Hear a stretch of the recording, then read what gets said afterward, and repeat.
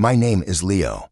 I've always considered myself an urban creature, a graphic designer who spends most days hunched over my laptop in coffee shops whose idea of adventure is trying a new fusion restaurant in a sketchy part of town.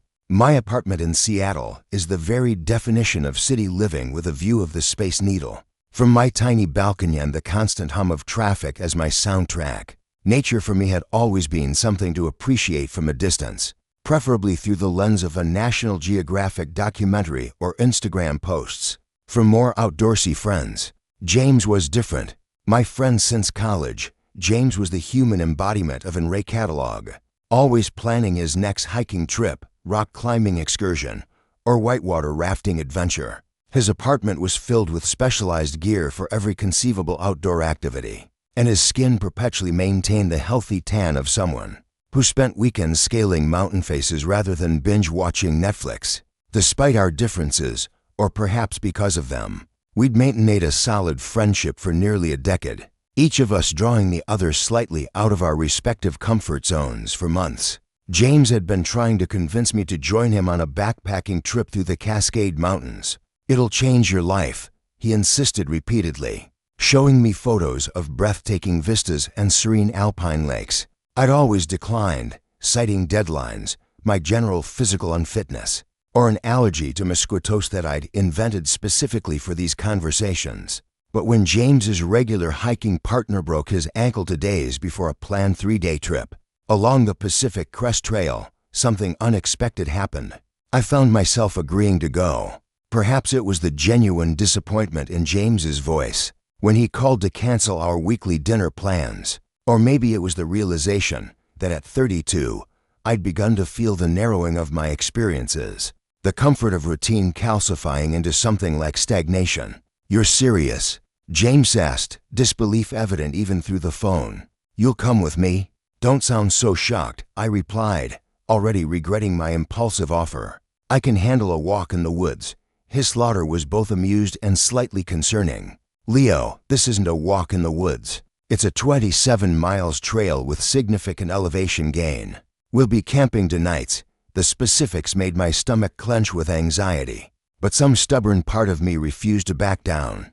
"I assume you have extra gear I can borrow." "Of course," he said, excitement now replacing the surprise in his voice. "And we can tone down the route a bit since it's your first time. Take some shortcuts, make it easier." That's how I found myself 2 days later sitting in James's Subaru as we drove east from Seattle toward the trailhead, surrounded by borrowed camping equipment that seemed unnecessarily complicated and ominously heavy. James spent the 2-hour drive giving me a crash course in wilderness survival, how to filter water, the importance of layering clothes, what to do if we encountered a bear, play dead for grizzlies, fight back against black bears. Information I sincerely hoped would remain theoretical. "The weather report looks perfect," James said as we neared our destination.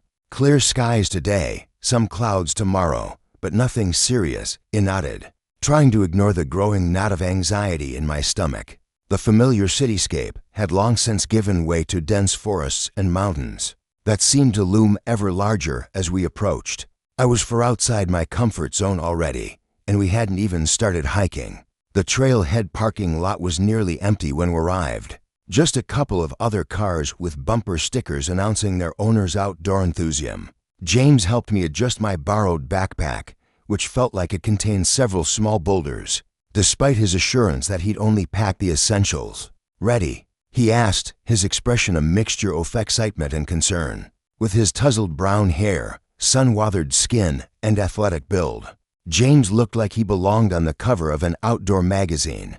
I, on the other hand, felt like an imposter in my new hiking boots and moisture-wicking shirt, both purchased in a panic the day before.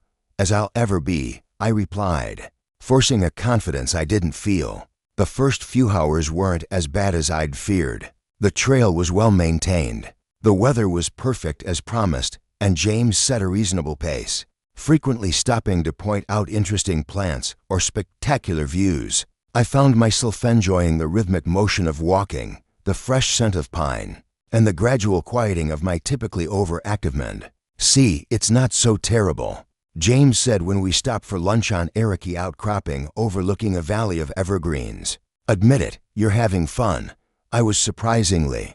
It's not bad, I conceded, unwilling to give him the full satisfaction, though I reserve the right to complain when my muscles start screaming tomorrow. James laughed, passing me a trail mix heavy on chocolate pieces. He'd remembered my preference. Your body will adjust, and the views only get better from here. We set out again after lunch, that trail gradually becoming steeper and more challenging. By mid-afternoon, the easy conversation we'd maintained earlier had dwindled as I focused more on controlling my breathing and ignoring the growing discomfort in my shoulders and thighs. James noticed, of course. We'll make camp soon, he promised. There's a great spot by a small lake about 2 miles ahead. Nearly halfway done with today's section. I nodded, not wanting to waste breath on speech. The forest around us had changed subtly as we climbed higher. The trees spaced further apart, the underbrush less dense. Despite my physical discomfort, I found myself appreciating the shifting patterns of sunlight through branches, the occasional glimpse of distant peaks, the absolute absence of car horns and sirens. We were about a mile from our planned campsite when I first noticed the clouds. They appeared suddenly over a ridge ahead, dark and heavy with moisture. James saw them, too, his expression shifting from relaxed to concerned. "That's not in the forecast," he muttered, pulling out his phone. "No service here, of course. Is it a problem?" I asked, eyeing the approaching clouds nervously. "Probably just a passing shower," James said, but his tone lacked conviction. "Let's pick up the pace, try to reach the campsite before it hits." We moved faster, the trail becoming more rocky and uneven. I stumbled several times, missity legs unused to navigating such terrain. The sky continued to darken ominously, and the temperature dropped noticeably. A cold wind whipping through the trees. The first raindrops hit as we crossed a small stream, fat and heavy, quickly increasing in intensity. Within minutes, we were caught in a downpour that reduced visibility to mere yards. "This way," James shouted over the increasingly loud drumming of rain on leaves. "There's a branch in the trail. We can take a shortcut to the campsite." I followed him, struggling to keep pace as he turned onto a narrower, less distinct path that veered sharply to the right. The rain was coming down in sheets now, soaking through my supposedly waterproof jacket. The path became steeper, more treacherous, slick mud, making each step precarious. Time blurred as we pushed forward through the deluge. My world narrowed to the few feet of trail visible ahead and James' back as he led the way. Occasional flashes of lightning illuminated the forest in stark momentary clarity, followed by thunderous booms that seemed to vibrate through the ground. "James," I finally called out, voice barely audibly above the storm. "Should we find shelter instead?" He turned back, rain streaming down his face. "We're almost there," he shouted. "Just a little further." But as we continued, the trail became increasingly unfamiliar even to James. I could see it in the hesitation of his movements, the way he frequently paused to look around, consulting the compass attached to his backpack strap. The sinking feeling in my stomach had nothing to do with hunger or exertion. "We're lost, aren't we?" I finally said during a brief lessening of the rain. James's reluctance to meet my eyes was answer enough. "I think I took the wrong turn at that stream crossing," he admitted. "This isn't the trail I remember." Fear sharp and cold settled in my chest. "So what do we do?" James's outdoor experience asserted itself as he quickly shifted into problem-solving mode. "First priority is getting out of this rain and finding shelter. Then we'll assess our situation, figure out how to get back to the main trail." I nodded, grateful for his competence, despite the anxiety clawing at my throat. We continued moving more slowly now, searching for anything that might offer protection from the relentless rain. The daylight was fading rapidly, both from the natural progression of evening and the heavy cloud cover. There, James suddenly pointed ahead. Through the curtain of rain, I could make out a dark opening in a rocky hillside. Not quite a cave, but a deep overhang that promised at least some shelter. We made our way toward it, slipping and sliding on the increasing limuddy ground. The overhang was about 8 feet deep and 6 feet high, the floor relatively dry near the back. We huddled inside, dropping our sodden backpacks with twin thuds. Well, James said, attempting lightness. This is an adventure. I shot him a withering look. Is that what we're calling it? Hismel faltered. I'm sorry, Leo. I should have checked the weather more carefully. Should have stayed on the main trail. The genuine remorse in his voice deflated my budding anger. It's not your fault, I sighed. You couldn't have predicted this storm. James nodded gratefully, then shifted into practical action. We need to get dry and warm. These wet clothes are going to be a problem as the temperature drops. He was right. Despite my exhaustion, I could feel myself shivering, my soaked clothing clinging uncomfortably to my skin. James dug through his backpack, which had better waterproofing than mine, and pulled out a small camping stove. The good news is we can make hot drinks, he said, setting up the stove near the mouth of our shelter. The bad news is most of our gear is probably soaked. My backpack confirmed his prediction. Everything from my spare clothes to my sleeping bag was damp to completely wet. James's gear had fared slightly better thanks to his higher quality pack, but even his extra clothing was too wet to offer much comfort. Outside, the storm showed no signs of abating. Rain continued to pour, occasional gusts of wind, driving it almost horizontally across the landscape. Darkness was falling quickly, the forest beyond our small shelter fading into shadowy indistinctness. James prepared hot toasting water from his canteen, and the small stove passing me a steaming metal cup. The warmth against my palms was wonderful, but it did little to address the larger problem of our wet clothing and dropping temperatures. We need to get out of these wet clothes, James said after we'd finished our tea, stating what I already knew, but was reluctant to acknowledge. Hypothermia is a real risk up here, especially overnight. And change into what? I asked, gesturing to our equally wet spare clothing. James hesitated, then spoke with careful neutrality. We don't change into anything. Body heat is our best resource right now. I stared at him, the implications slowly sinking in. You're saying we should take off our wet clothes and share body heat? Yes, he finished. Matter of fact, it's standard wilderness survival. Wet clothing drains heat much faster than no clothing at all. Objectively, I knew he was right. This was a practical solution to a potentially dangerous situation. But the thought of being completely naked with James, my friend of nearly a decade, sent a confusing mix of anxiety and something else I couldn't quite name spiraling through me. We'll use our emergency blanket, James continued, pulling a silvery folded square from his pack. It's not much, but it's dry and will help reflect our body heat. I nodded stiffly rationality, overcoming my initial hesitation. Okay, if that's what we need to do. James gave me a reassuring smile. I promise to respect your virtue. The joke, mild as it was, broke some of the tension. I managed a small laugh. My virtue is the least of my concerns right now. We turned away from each other, a pointless courtesy given what was coming, and began peeling off our sodden layers. I worked methodically, trying to ignore the way my fingers trembled, both from cold and a strange nervousness. T-shirt, thermalayer, hiking pants, socks. Each item removed exposed my skin to the chilly air, raising goosebumps across my body. When I was down to just my underwear, I hesitated.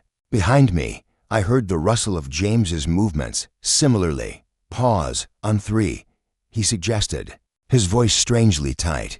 Sure, I agreed, oddly grateful for the countdown. 1 to 3. I slid off my underwear, immediately wrapping my arms around myself against the cold. Slowly, I turned around, unsure where to look. James stood a few feet away, similarly naked and visibly uncomfortable despite his outdoor expertise. In the dim light filtering through the rain, I could see his athletic build, the definition in his chest and arms, the trail of hair leading down from his navel. I quickly averted my eyes, feeling heat rise to my face despite the chill. James unfolded the emergency blanket, the material crinkling loudly in the small space. Come here, he said, his voice forcefully casual. Back to back is probably easiest. I nodded and moved toward him. We sat on our folded sleeping bags, which provided minimal cushioning against the hard ground, but at least some insulation from below. James wrapped the emergency blanket around our shoulders, the material barely large enough to enclose us both. Our backs pressed together, skin to skin, the contact sending an unexpected jolt through me. James was warm despite our situation, his body radiating heat that my chilled skin gratefully absorbed. We sat rigidly at first, each trying to maintain as much propriety as possible given the circumstances. "Try to relax," James advised after a few minutes of uncomfortable silence. "Tension wastes energy we need for warmth." I made a conscious effort to release the stiffness in my shoulders, letting my back settle more naturally against his. He was right. It was warmer this way, our bodies sharing heat more efficiently. Outside, the storm continued unabated, rain drumming against the ground, wind howling through the trees. Darkness had fallen completely now, the only light coming from James's small headlamp, which he'd positioned nearby to create a dim glow in our shelter. "How long do you think the storm will last?" I asked, desperate for conversation to distract from our awkward situation. "Hard to say," James replied, his voice vibrating slightly against my back. "Mountain weather is unpredictable. Could clear by morning. Could last longer. And if it's still raining tomorrow," I felt him shift slightly. "Then we try to find our way back to the main trail. Rain or not, we have enough food for a few days, but if we can't dry out our gear, exposure becomes a serious concern." The gravity of our situation settled over me. This wasn't just an uncomfortable night. We were in potential danger. As if reading me thoughts, James spoke again, his tone reassuring.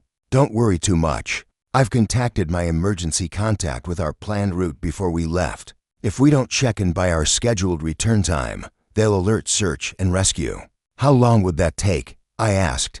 "We were due back day after tomorrow. Add in some response time. 3 days, maybe for at most, before Somiana comes looking." 3 or 4 days in these conditions seemed like an eternity. I shivered, not entirely from cold, and James must have felt it. "We should probably adjust," he said after a moment. "Back-to-back isn't the most efficient for warmth. What do you suggest?" I asked, trying to keep my voice neutral. "Side by side would be better. More contact surface." There was a careful professional quality to his words, as if he were reciting from a wilderness survival manual, rather than suggesting we press our naked bodies together more intimately.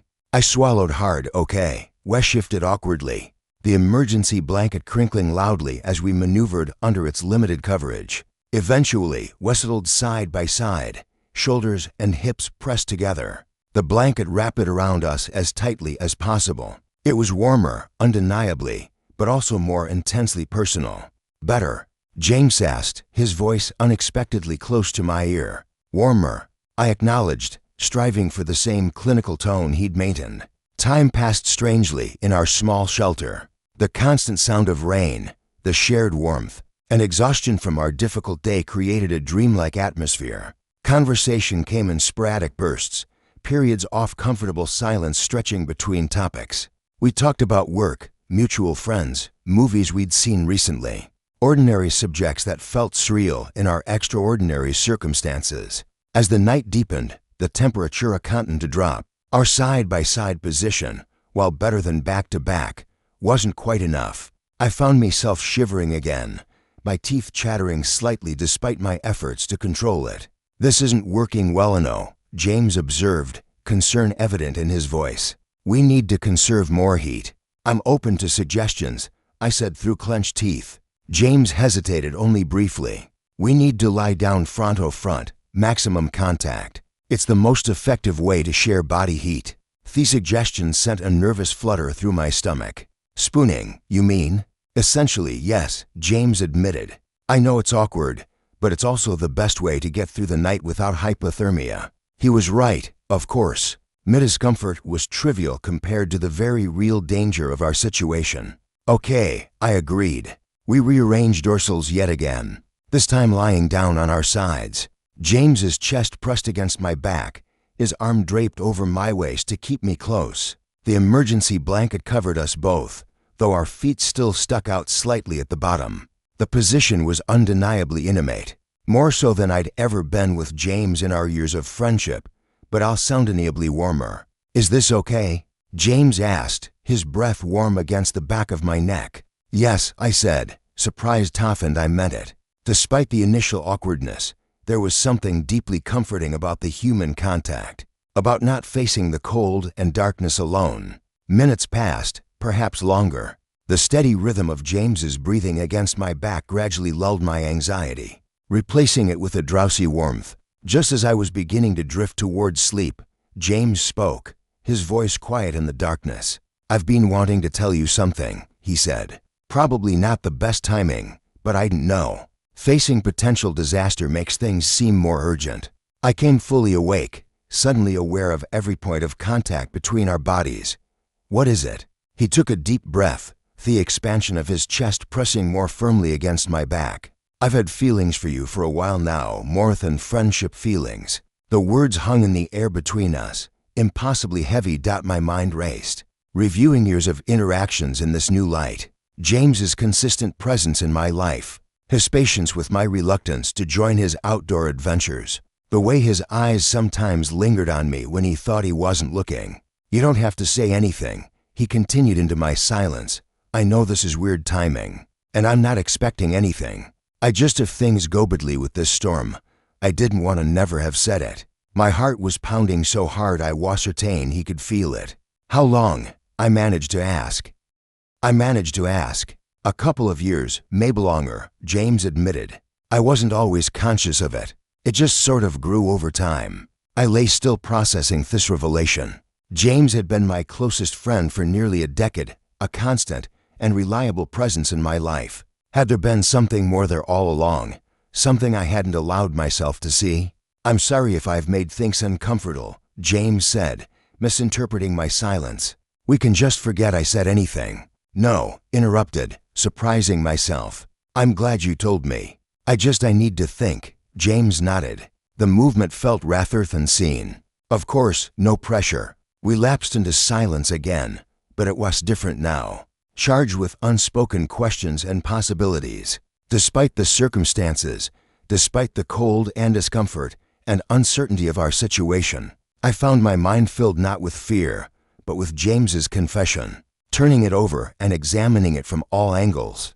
Had I ever thought of James as more than a friend? I'd always appreciated his physical attractiveness in an objective way, admired his confidence and competence, valued his presence in my life more than almost anyone else's.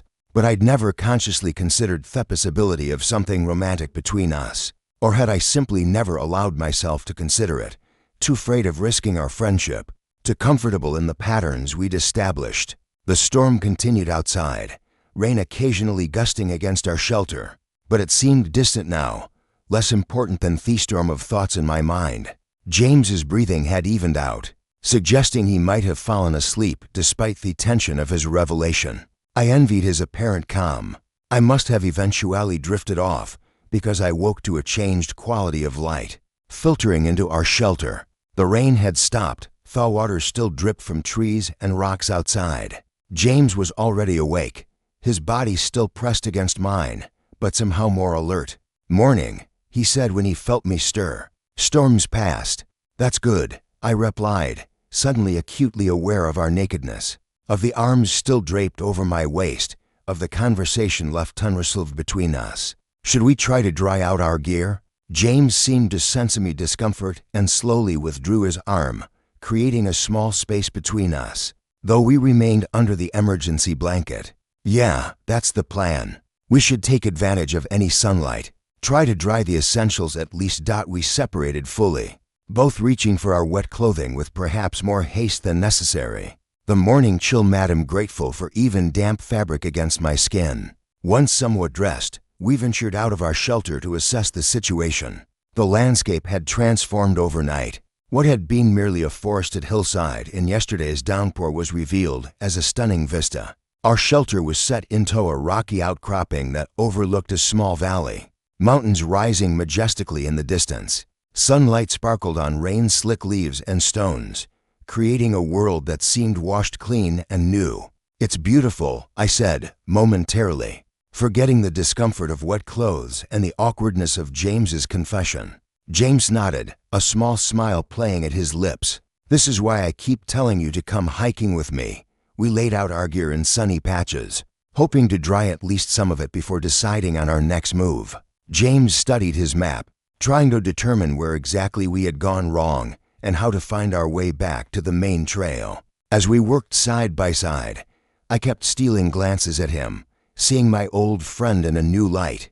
In the morning sunlight, drops of water still clinging to his hair, focused intently on the map spread across a flatrock. He looked both familiar and somehow new to me. I thought about his confession in the darkness, about the warmth of his body against mine, about years of friendship that had perhaps been gradually evolving into something else. Without my conscious awareness, "I think I know where we are," James announced, pointing to a spot on the map. "If I'm right, we're actually not far from a ranger station, maybe 4 miles that way." He gestured toward the east. "Our gear's still pretty wet, but if we pack up and start now, we could reach it by early afternoon."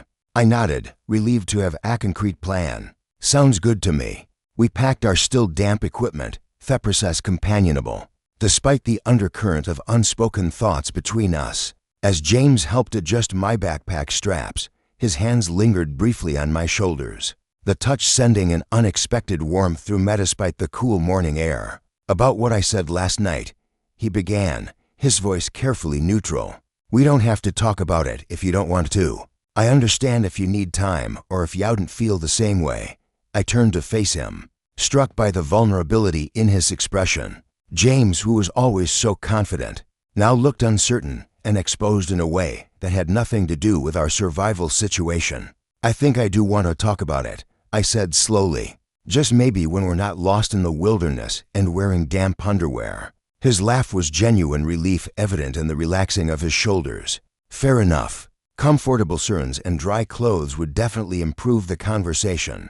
We set out toward the ranger station, the going much easier in daylight and clear weather. The forest around us was vibrant after the rain, birds calling to each other among the dripping branches, occasional sunbeams breaking through the canopy to create pools of golden light on the forest floor. As we walked, I found myself hyper-aware of James's presence beside me, the rhythm of his breathing, the occasional brush of his arm against mine when the trail narrowed, the way he constantly checked to make sure I was keeping up.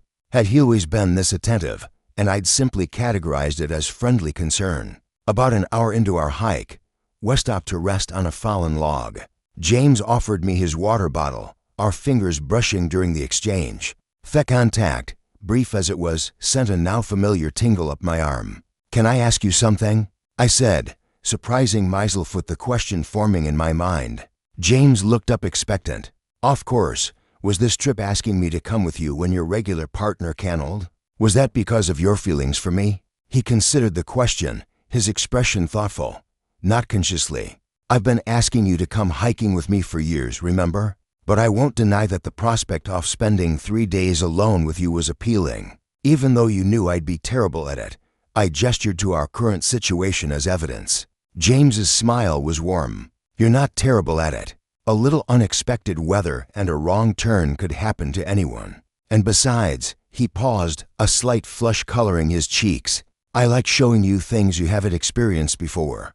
I like seeing the world through your eyes sometimes." The simple honesty of his statement touched something deep within me. How many people genuinely wanted to see the world through someone else's perspective? How many would go to such lengths to share their passions, even when the other person had shown only reluctance? "We should keep going," James said after a moment, standing and adjusting his pack. "I'd like to reach Ranger Station before any more weather moves in." We continued our journey, the conversation shifting to lighter topics, work projects, a mutual friend's recent engagement, a movie we'd both been wanting to see. But underlying familiar banter was a new awareness, at least on my part, of possibilities I hadn't previously considered.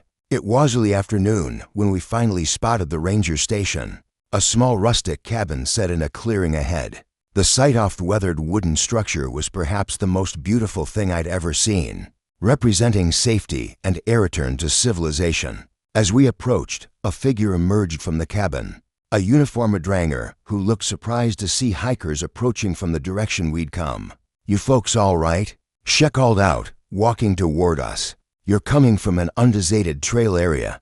James explained our situation. The sudden storm, the wrong turn, our night spent seeking shelter. The ranger's expression grew increasingly concerned as she listened. "You're lucky," she said when James finished his account. We've had 3 hikers go missing in that area over the past 2 years. The storms up here can be deadly if you're not prepared." She looked us over, noting our damp clothing and tired appearances. "Come inside. You can dry out properly, and I'll radio in your location so your emergency contacts know you're safe." The inside of the station was simple, but wonderfully dry and warm. A wood stove glowed in one corner, and the ranger, Kelly, she introduced herself, provided us with thermal blankets, and had coffee while we shed our damp outer layers. "Search and rescue has been alerted," she informed us after making her radio call. "Standard procedure after hikers go missing, even briefly.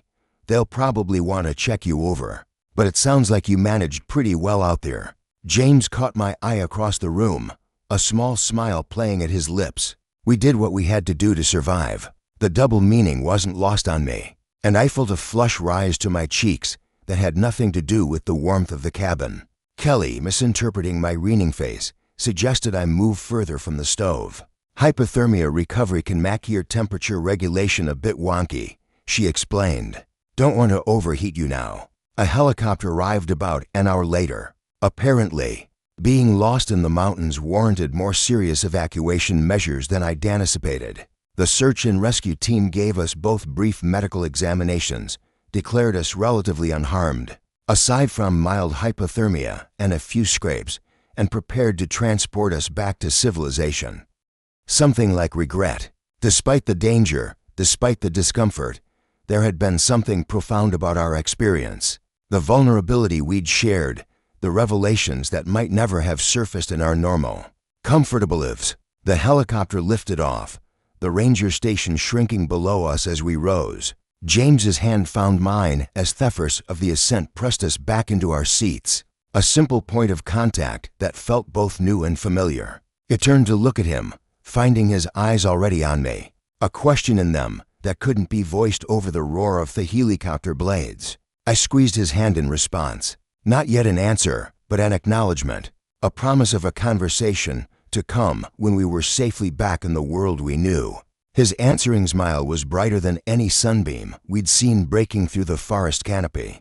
As the vast wilderness spread out below us, I realized that I'd found something unexpected on this misadventure. Not just a new appreciation for dry clothes and emergency blankets, but a new way of seeing someone who had been beside me all along. Whether that new vision would develop into something more remained to be seen, a trail yet to be explored. But for the first time, I was eager to discover where it might lead. 2 days later, showered, rested, and fully recovered from our ordeal, I sat across from James at a small cafe in downtown Seattle. The familiar surroundings, the hiss of the espresso machine, the gentle hum of conversation. The comfortable chair beneath me felt almost surreal after our wilderness adventure. "So," James said, wrapping his hands around his coffee mug, "we survived." "We did," I agreed. "Thanks to your wilderness expertise and questionable emergency warming techniques." His laugh was warm, genuine. "Hypothermia is no joke, though I'll admit it wasn't how I'd imagined getting you naked for the first time." The directness of his statement sent heat rushing to my face, but I didn't look away. "And how had you imagined it?" James's eyebrows rose slightly at my boldness. "Probably something more conventional. Dinner, maybe dancing. Definitely fewer survival situations and more actual consent." "I consent to dinner," I said, surprising myself with my own directness. "Maybe dancing, too. Though I should warn you, I'm as skilled at that as I am at wilderness navigation." The smile that spread across James's face was like sunrise breaking over mountains. Gradual at first, then brilliantly transformative. "Are you asking me on a date, Leo?" "I think I am," I replied, the certainty growing within me as I spoke. "Our adventure made me realize something. You've been constant in my life for years, always there, always seeing me, even when I was too comfortable in my routines to see what was right in front of me." James reached across the table, his hand covering mine in a gesture reminiscent of the helicopter ride back to civilization. "And what do you see now?" It turned my hand beneath his, our fingers interlacing naturally. "Possibilities, a different kind of adventure. If you're still interested in exploring it with me." "I've been ready for years," James said simply, "just waiting for you to want to take that particular trail." As we sat there, hands linked across the cafetable. I thought about how sometimes we need to get thoroughly lost before we can find our way to where we're supposed to be. My name is Leo, and I still consider myself largely an urban creature. Beauty've discovered that the most significant explorations aren't always about geography.